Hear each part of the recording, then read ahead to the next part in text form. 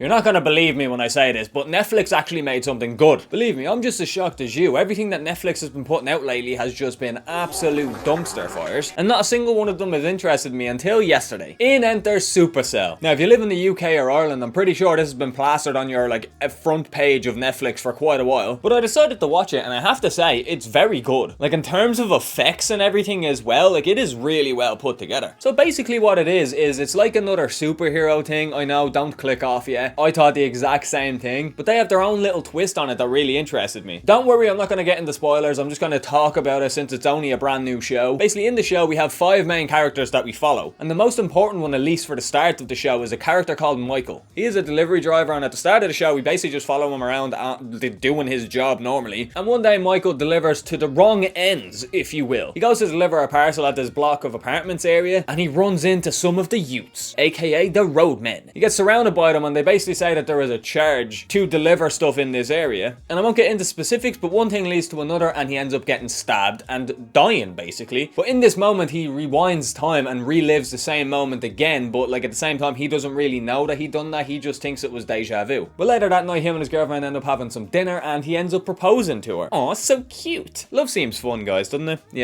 Yeah, wouldn't be me.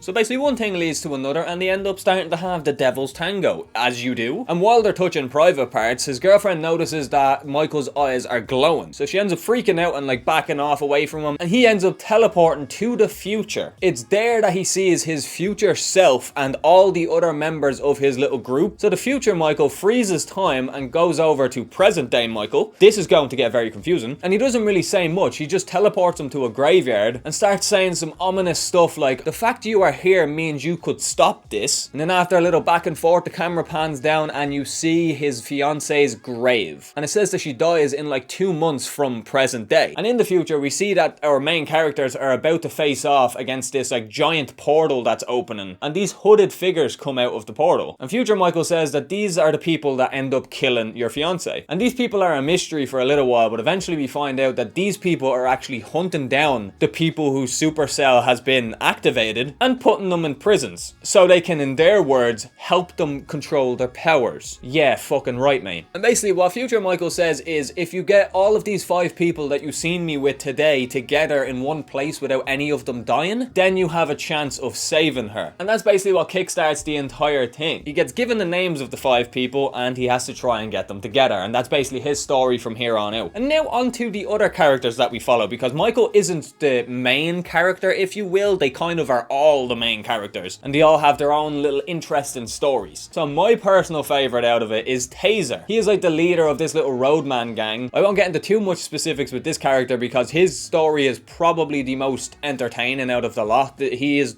the drama of the show, basically. We then have Rodney, who is definitely probably is my favorite in terms of actual character, because Taser is just, you know, the hard boy, you know, like he doesn't really say much, he's very quiet, blah blah blah blah, he's the tough man, typical roadman agenda, you know what I mean? But Rodney is just the best. He's so fucking funny. Rodney is basically the local weed dealer who is trying to make some ends meet because, I don't know, he just wants some easy money, I guess. We have Sabrina, which, God almighty, how can one single woman have all of this? I'm getting ahead of myself. Basically, Sabrina is a nurse. That's all we get at the start.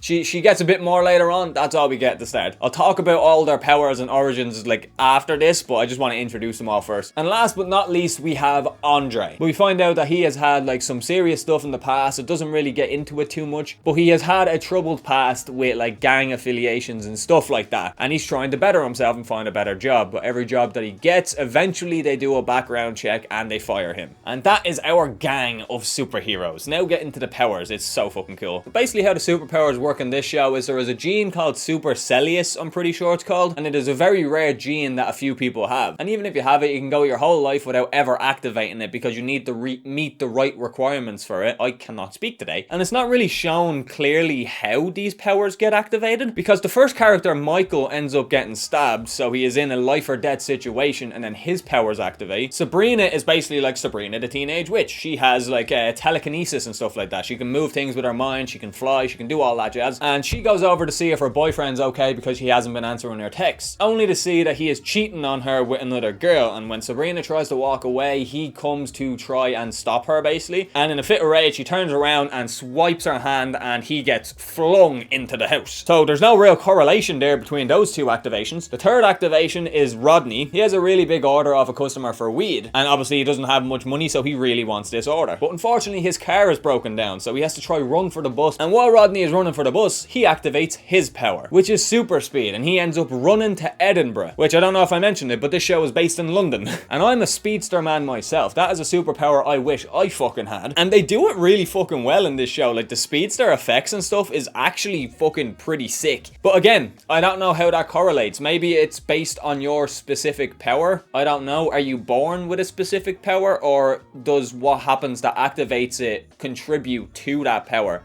I don't really know. Like, what if Rodney wasn't running for the bus and like he almost got hit by a fucking bus instead, so he went to stop it and then he had like a force field or some shit? Maybe, I don't know. And then we have Andre, who was meant to be having dinner and stuff with his son, and he is struggling for money right now because he ended up losing his job. But yeah, basically he has no money in the bank account, and he ends up getting very angry and punches the fucking machine. And because of this, he causes a giant crack in the fucking building, and then all of the money in the ATM starts falling out. And now Taser's one, we don't really see how Taser actually activates his power. It's apparently later on the show he says that he was the first to activate it. Taser can go invisible, which is a weird one for him, to be honest. But his whole motivation behind this is that like he wants to be able to control his power so he can fuck up the ops, you know? He just wants to kill the other gangs, which I don't really know how I feel about this character, but I thought he was cool. But that's basically the rundown of the whole thing, and it's executed very fucking well, I have to say. There's a lot of drama in this show, especially between the characters, because Michael knows what happens in the future. He knows that his wife is, or future wife, is going to die if he doesn't get these people together. So he is kind of like a little needy girlfriend. He keeps calling up people that know Taser. He almost gets shot because of it, because he ends up getting in the middle of a shootout. Taser wants nothing to do with him because he has no idea who this fucking guy is. And he basically does that with every other character in the show. He is basically a needy, clingy fucking girlfriend until the very end. And it does get very annoying, but at the same time you can understand why he's doing it. So there's a lot of tension between the characters, especially because you know why Michael needs them to do this thing, but he's not telling them why he needs them to come together. He's just telling them that they're in danger, and he doesn't believe, no one believes him. And the ending is kind of fucking shocking, I'm not going to lie. I wasn't ready for it, I wasn't expecting it. But yeah, I would really recommend watching this show. It's actually a lot of fun. It's really funny as well, like especially Rodney. Rodney is the funniest character in the fucking show. But like he's kind of like the quippy fucking person, you know? And him as a character is just like probably the most relatable of them, especially if you're a fucking weed dealer, because he uses his powers to deliver weed. He's not hiding it whatsoever. He just uses his abilities to deliver weed, and that is in turn why he is the first person to be found. It's only 6 episodes, which is kind of annoying, but at the same time, like it's an easy watch. I watched it in quite literally one day. But yeah, I just kind of wanted to get on and talk about it because the show caught my interest, and maybe later down the line I'll do a whole like kind of like deep dive kind of video that I usually do, like the movie commentaries and stuff, where I just like make fun of the show and all that jazz. Like I might do that later down the line if you guys want it, but for now it's a brand new show. I don't really want to spoil too much. I just wanted to give you enough to keep you interested and actually make you want to watch the show. Hope you enjoyed. Leave a like if you did, comment down below just thought of the video. If you didn't enjoy, make sure to leave a dislike, because fuck you. Nah, I'm kidding. If you didn't like it, leave a dislike, tell me why down below so I can fix it in the future videos. And yeah, ignore the drip, it's hot outside, I'm Irish. We're not friends at all. But yeah, with that all said, ladies and gents, it's been EXO, and I'll talk to you all later. Have a good one, folks.